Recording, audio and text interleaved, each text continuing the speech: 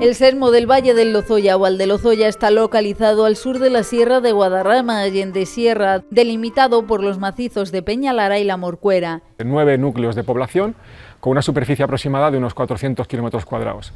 La cabeza del sexmo sería la propia Lozoya.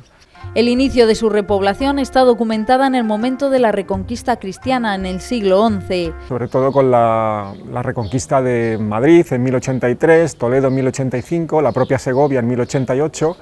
En ese momento ya se empiezan a repoblar todas estas zonas.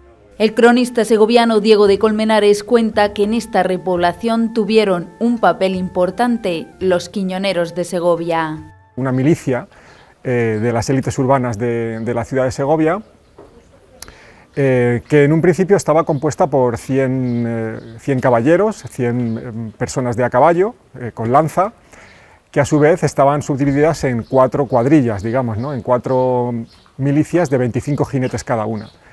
Estos quiñoneros fueron los que se encargaron de defender en un principio todos los puertos de la sierra para proteger a la ciudad de las incursiones musulmanas, ¿no? Porque recordemos que en el siglo XI y en el siglo XII, sobre todo, tenemos la presencia de la frontera muy cerca, al sur del Tajo. El reparto de tierras se hizo, pues, como se hacía en aquella época, ¿no? Pues a fuero, se hacía pues, según el uso y la costumbre que se daba en la tierra de Segovia, que era conceder una casa a los pobladores, se les designaba el lugar donde iban a vivir, el solar, digamos, donde construir esa casa, y aparte también pues, se les daba una serie de tierras, ¿no? Se le hacía un reparto de tierras. ¿Cómo se hacía este reparto? Pues este reparto se utilizaba mediante el sistema de la presura, del aprisio, ¿no? La presura era un sistema que se dio en toda la Extremadura castellana, era básicamente que aquellos pobladores labraban toda la tierra que sus yuntas de bueyes pudiesen romper, ¿no? Entonces esa tierra pues quedaba automáticamente bajo su propiedad. La orografía del valle y la escasez de tierras para el cultivo hizo que la actividad fundamental fuese la ganadera. Actualmente en Pinilla del Valle recuerdan a través de una ruta algunos de los antiguos oficios ligados a ella, como la fragua, el potro de herrar y el chozo de los pastores. Como buena prueba de la vocación ganadera del Valle del Lozoya, en la documentación judicial, en antiguos testimonios del siglo XVI, hemos encontrado referencias sobre la presencia de ganaderos del sexmo de Lozoya en los sexmos del sur de la sierra. Y esto se debe no solamente al trazado de la Cañada Real Segoviana y todas las vías pecuarias de ganado que van a llevar los ganados a las zonas sur de la sierra. Tenemos también la presencia de estos ganaderos en pueblos, como por ejemplo en Navalcarnero, toda la zona de Navalcarnero, la zona de Casarrubios del Monte, en la zona de Valmojado, todos los pueblos de los extremos, digamos, de la tierra segoviana, en este caso en el sexmo de Casarrubios y además en el sexmo de Valdemoro, pues tenemos presencia de estos ganaderos del Valle del Lozoya. Los historiadores hablan hasta este momento de una repoblación lenta que de nuevo volvería a impulsar Segovia en 1302 con el objetivo de llevar a cabo un plan poblador más ambicioso, en el que ya se mencionan 5 núcleos: Lozoya, Rascafría, Pinilla, Alameda y el Oteruelo. La ciudad decidió llevar a cabo una repoblación más seria, más ambiciosa en todos los sesmos del sur de la sierra, no solamente en el de Casarrubios, en Valdemoro, sino también en la zona de Lozoya. Y de hecho, de aquí tienen especial importancia los repartos de tierras que se hicieron a los quiñoneros segovianos, ¿no? A esta clase dirigente que fue la encargada de defender las fronteras, ¿no? De defender los límites de Segovia en la Edad Media. Este reparto de tierras se hizo pues, a partir del ordenamiento de 1302 y bueno, pues el reparto se hizo también a base de entregar tierras de labor a estos quiñoneros. Pero bueno, aquí teníamos la dificultad de que era un sesmo donde no abundaban las superficies de cultivo y por tanto tuvo la característica especial de que el reparto de lotes de tierra se tuvo que hacer junto con el de la población de Bayona del Tajuña, en Titulcia, la actual Titulcia. El siglo XIV no fue un siglo fácil para la repoblación segoviana, principalmente por 2 motivos. El primer motivo fue las crisis de subsistencias que se produjeron en todo el siglo XIV y sobre todo las pestes, ¿no? Ahí tenemos la peste bubónica que tuvo lugar a mediados de siglo, que básicamente barrió 1/3 de la población europea. Aquí también afectó, obviamente, y por tanto esto frenó la repoblación segoviana. Y el otro acontecimiento, la otra circunstancia, fue, digamos, la homogeneización del derecho en toda Castilla. Se empiezan a aplicar las partidas de Alfonso X, ¿no? Se empieza a crear toda la estructura legal en el reino, y esto va a limitar, digamos, a quitar un poco de autonomía a las comunidades de Villa y Tierra y a las ciudades castellanas. Y además, como el poder se va, digamos, a acumular en torno a la figura del rey, pues los reyes van a comenzar a partir de este siglo a enajenar superficies de terreno de esta comunidad. Ejemplo de ello es la casona de los Trastámara de Rascafría.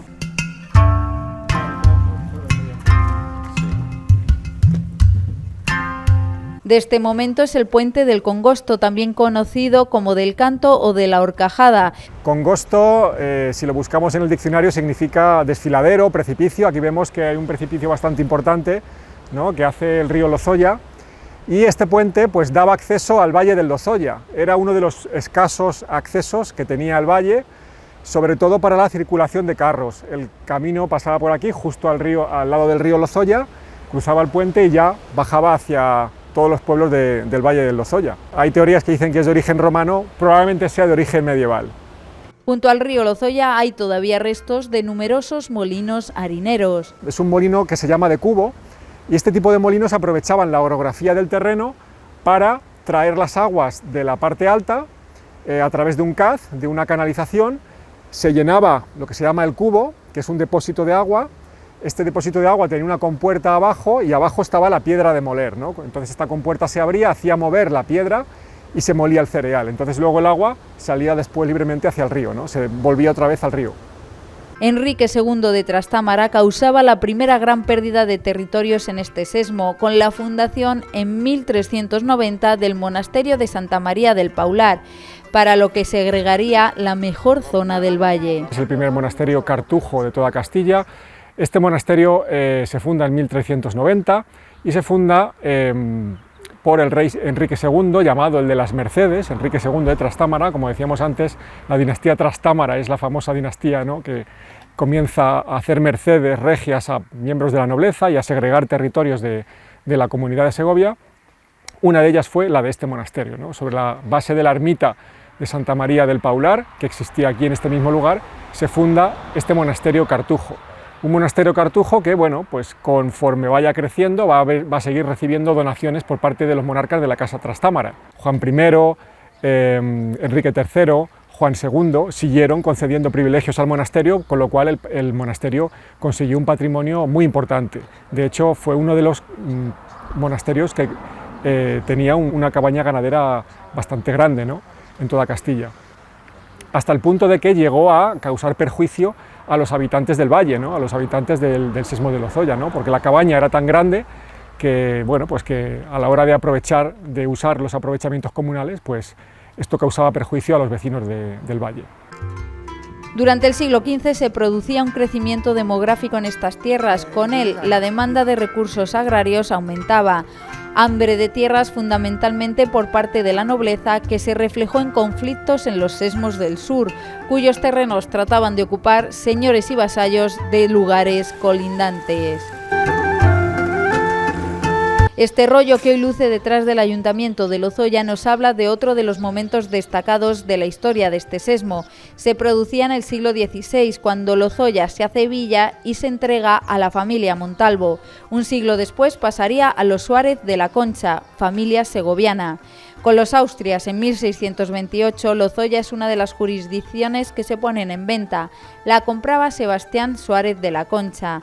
Se generaba una situación muy tensa con los vecinos, que asesinaban a su señor en 1646. Esta familia segoviana, que fueron señores de Lozoya, de la villa de Lozoya, y posteriores marqueses de Lozoya por concesión de Carlos II, van a tener bastantes problemas, ¿no?, con el tema del señorío y su relación con el resto de los vecinos. ¿Por qué? Porque la persona que adquiere, Sebastián Suárez de la Concha, va a tener muchos problemas con los vecinos, porque esta familia va a tratar de apropiarse de los bienes comunales o de excederse, ¿no?, en el aprovechamiento de los bienes comunales. Va a tratar incluso de poner impuestos a la población, cuando hasta entonces esos gastos se estaban financiando con propios de la comunidad de Ciudad y Tierra, hasta el punto que va a llegar a una situación de violencia y los propios vecinos de la población van a acabar asesinando al propio señor. Después la familia lo va a vender a un particular en el siglo XIX, Este particular lo que va a hacer es tratar de convertirlo en un colegio de niñas, para lo cual van a llamar a unas monjas franciscanas, parece ser que van a fundar un convento aquí, que se va a hacer cargo de este colegio. El colegio va a funcionar pocos años, de 1861 a 1868, y bueno, luego en el siglo XIX los dueños de este palacio pues lo van a reconvertir otra vez en vivienda, va a pasar a ser cafetería, posada. Ahora es propiedad municipal, es propiedad del ayuntamiento y, como vemos aquí, está en restauración por parte de la Dirección General de Patrimonio de la Comunidad de Madrid. El monasterio del Paular se va a beneficiar también de esta política por parte de la dinastía de los Austrias, ¿no? En el siglo XVII, esta venta de jurisdicciones y enajenación del patrimonio de la comunidad.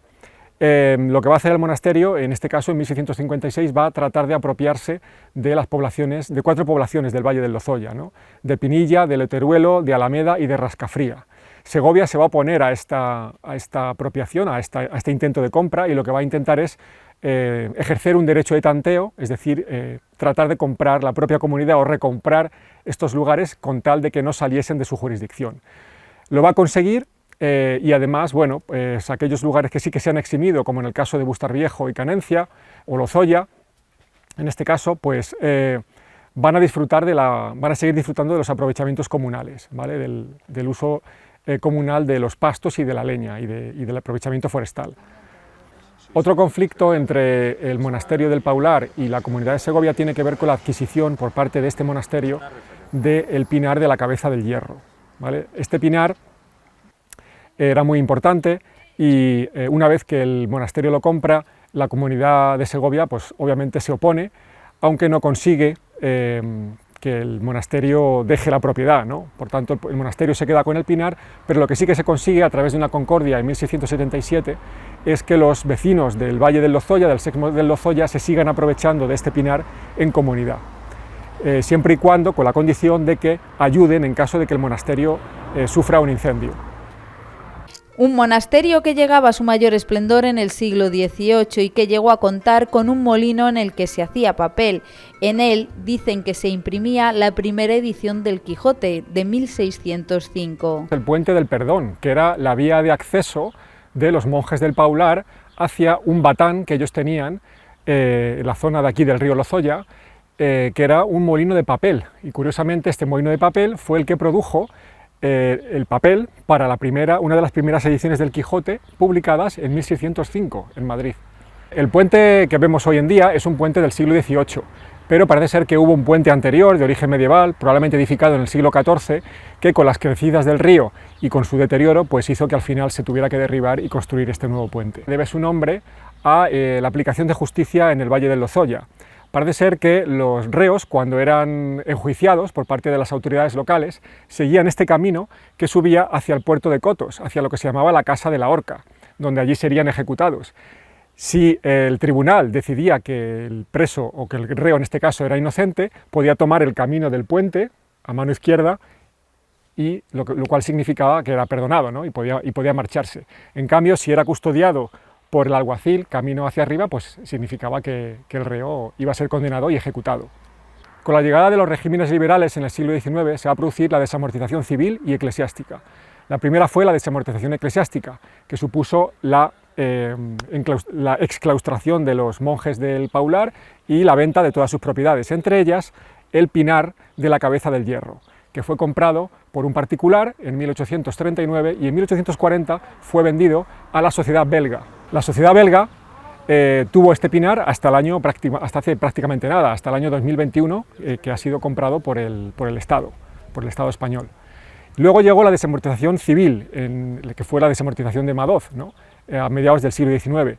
Esta desamortización civil lo que hizo fue poner en venta los pocos bienes que ya le quedaban a la comunidad de Segovia en el Sexmo de Lozoya, a excepción de un pinar que fue la Cinta, que todavía disfruta los vecinos de todas las poblaciones del Valle del Lozoya y de la cual todavía reciben ciertos ingresos derivados de su explotación.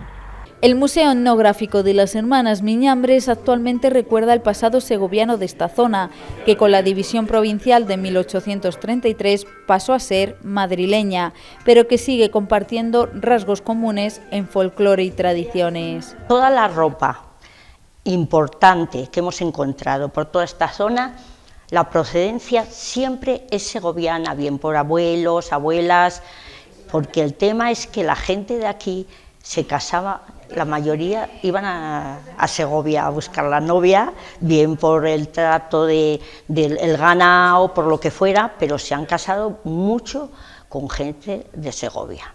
Entonces todo el origen de la ropa y los arcones que encontramos son de Segovia.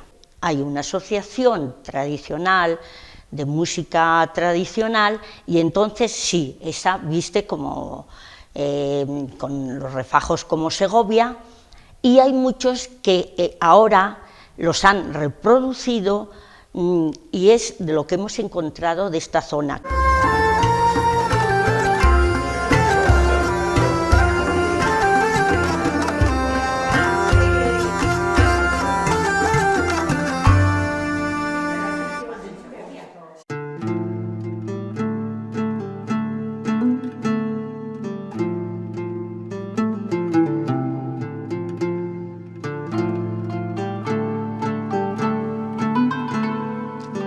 El sesmo de Casarrubios se extendía entre los ríos Guadarrama y Alberche, desde el borde de la Sierra de Guadarrama hacia el sur. Con cerca de 1000 kilómetros cuadrados de superficie, era el más extenso de la comunidad.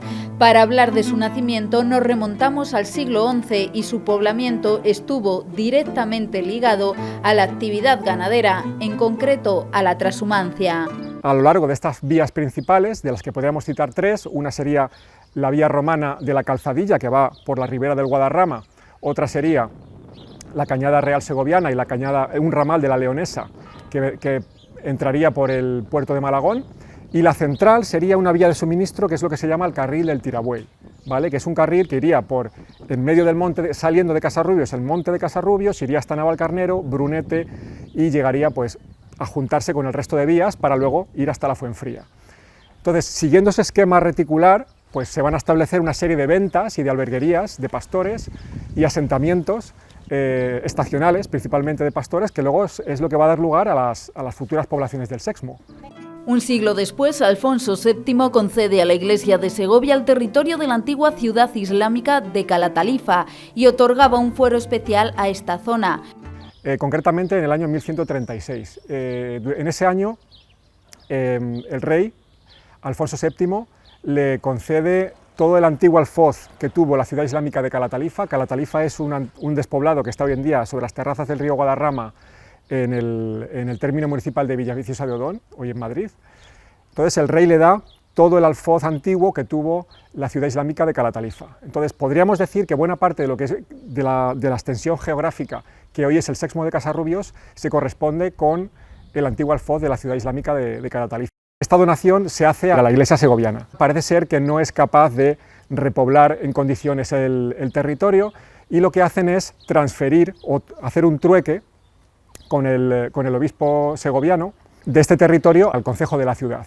¿Vale? Entonces, a partir de entonces, a cambio de una serie de rentas reales en la ciudad, pues el obispo se queda con esas rentas y el concejo segoviano se queda con todo el territorio de Calatalifa. Los reyes estaban interesados en que esta zona se poblase rápidamente en un siglo XIII en el que surgían los roces con otras jurisdicciones como Madrid. Por ello, en 1208 se otorgaron a Segovia una serie de privilegios que han pasado a conocerse como privilegios de la bolsilla por la bolsa que contenía el sello real y que dejan claros los límites del sesmo con las tierras de la Iglesia de Toledo. Esta política va a tener lugar durante el siglo XIII, pero muy especialmente en el siglo XIV, a comienzos del siglo XIV.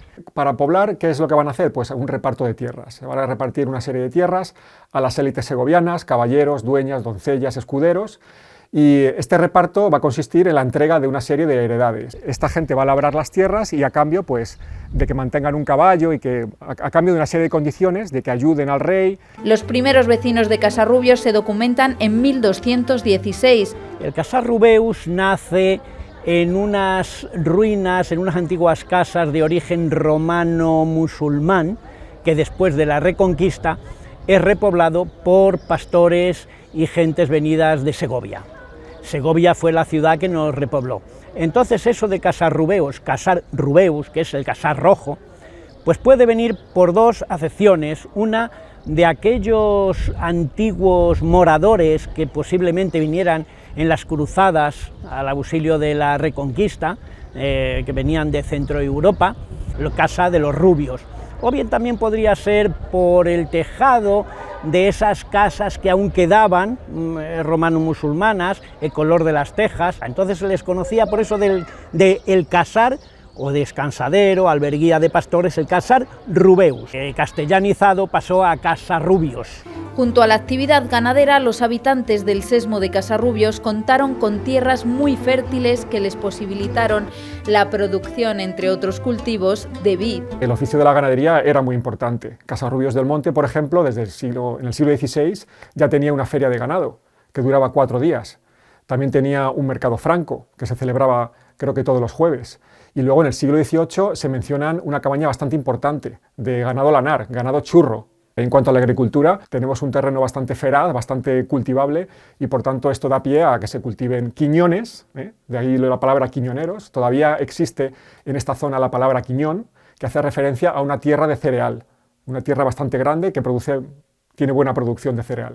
Y aparte, pues lo que vemos, ¿no? La producción de la vid, que era el segundo cultivo más en importancia después del cereal. Pues las más tempranas ya son del siglo XIV. Por ejemplo, tenemos el caso de las viñas que están próximas a Casarrubios, que son muy antiguas. Tenemos también las viñas que se autorizan en la zona de Berciana, hoy en día en Méntrida.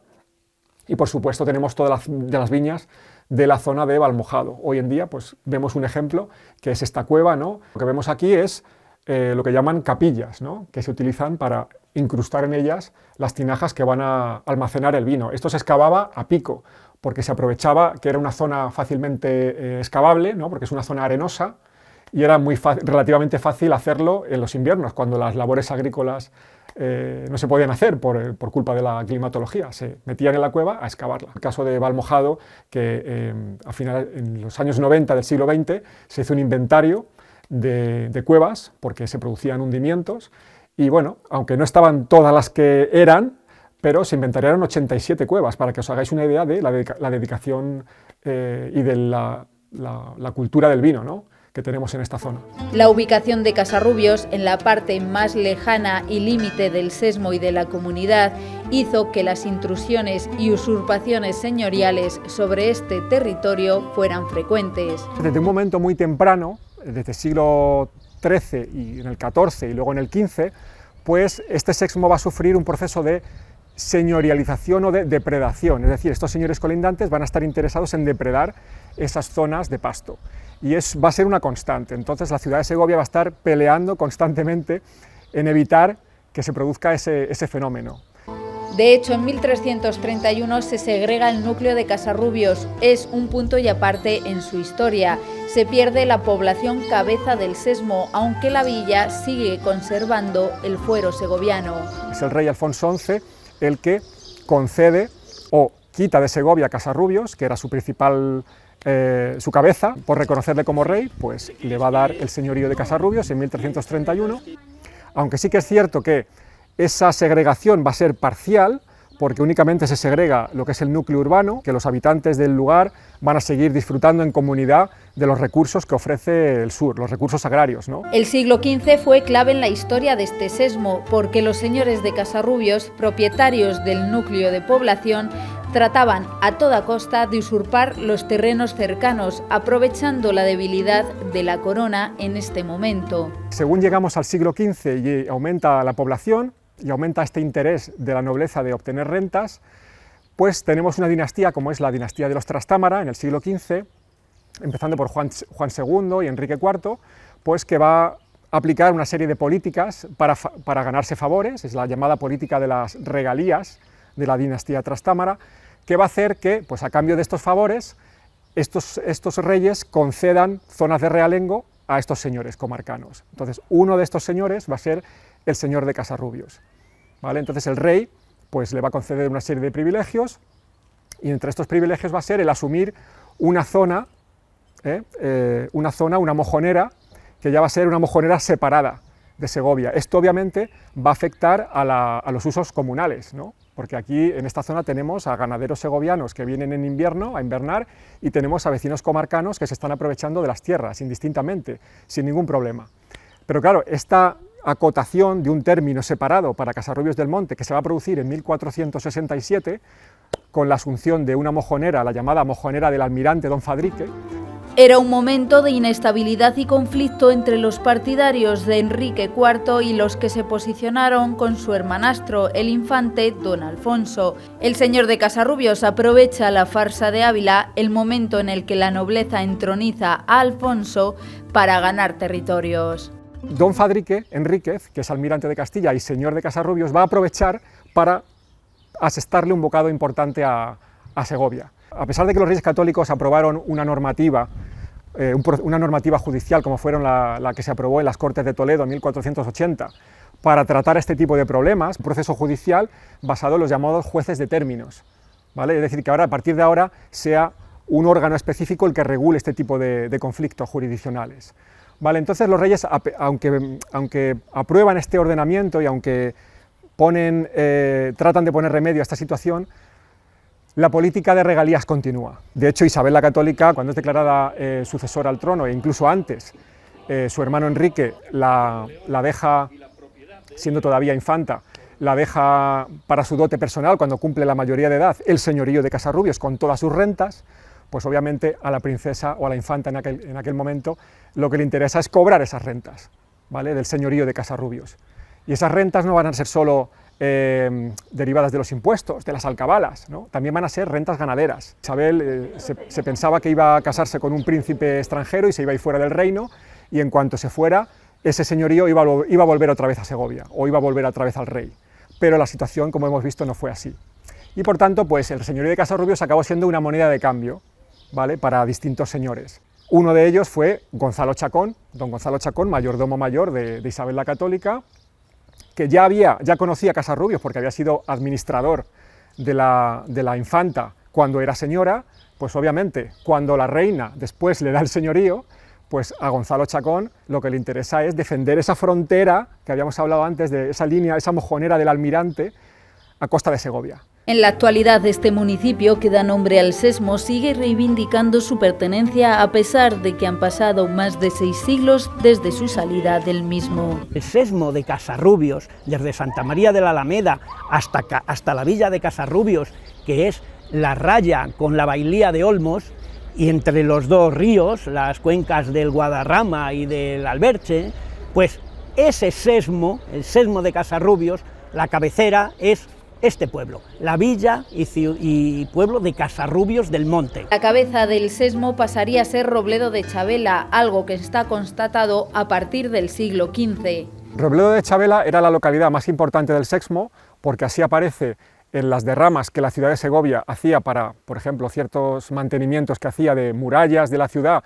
o por ejemplo, obras de mantenimiento de la cacera del acueducto. Bastantes guardas de la tierra de Segovia procedían de Robledo de Chavela. Por tanto, esto es otro indicativo de la importancia que tiene Robledo, no solamente en cuanto a guardas, porque eran conocedores del terreno, sino también como monteros reales. Era una serie de monteros que acompañaban al rey. Si ponemos la fecha en la que asume la cabecera como 1331 más o menos, pues lo fue hasta aproximadamente 1897, si no me equivoco, es finales del siglo XIX. Por tanto, fueron bastantes siglos que le permitieron a la población crecer y convertirse en una localidad bastante pujante. Pues estamos en la iglesia de la Asunción de Nuestra Señora, nosotros la consideramos la Catedral de la Sierra, y tenemos pues nuestros dragones, y tenemos nuestro retablo. Nuestros dragones son de final del XV, contemporáneos del retablo, y los dragones aparecieron como hace 12 años, fruto de unas obras de restauración.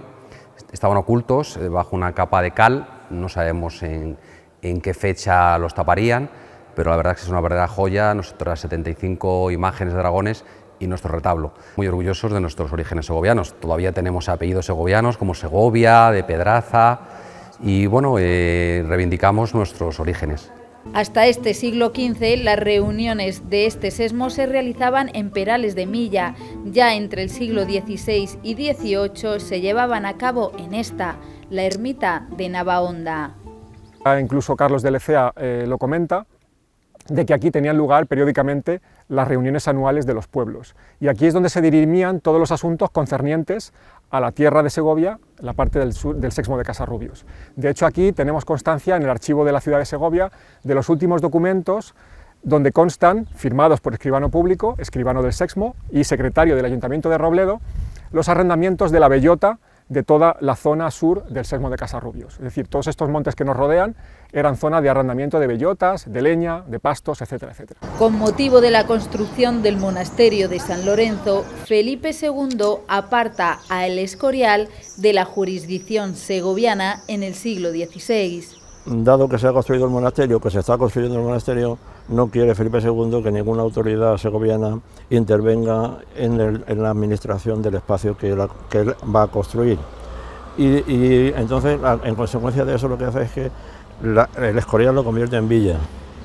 En villa, al constituirla en villa, tiene ya y le nombra un alcalde mayor. Desde ese momento, las autoridades segovianas no tienen competencias.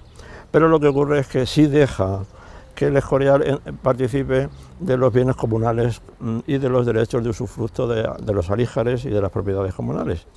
En consecuencia se va a producir un conflicto tremendo siempre entre Segovia y el Escorial. De tal manera que cuando el jefe del Escorial manda a Segovia a un representante suyo, como se supone que tenemos deudas contraídas con Segovia, lo que hace es que detiene a la persona que se ha enviado. Hay que rescatarla, hay que pagar. Bueno, el resultado es conflictos constantes. La Virgen del Herrerío iba en procesión a San Juan de Malagón. San Juan de Malagón es un paso que hay entre el Escorial y San Lorenzo y la zona del Espinar. Allí llegaban los guardas de la tierra de Segovia y apresaban a los vecinos del Escorial y se los llevaban encarcelados. Entonces, aparece entonces un conflicto de competencias entre el alcalde mayor nuestro y el corregidor de Segovia. Aquello no terminaba nunca bien.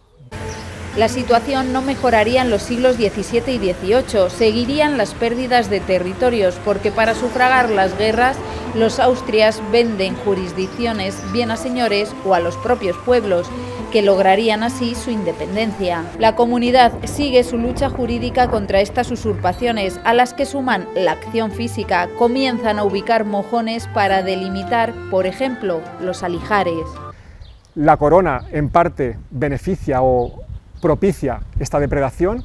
No solamente va a ocurrir en Casarrubios, también va a ocurrir en Valdemoro, también va a ocurrir en Batres, también va a ocurrir en la zona de Méntrida, la zona colindante. Por ejemplo, ahí tenemos en la zona de Méntrida la dehesa de Berciana, que era una dehesa segoviana, y que pues al final va a ser apropiada por los vecinos de Méntrida, que dependían del duque del Infantado.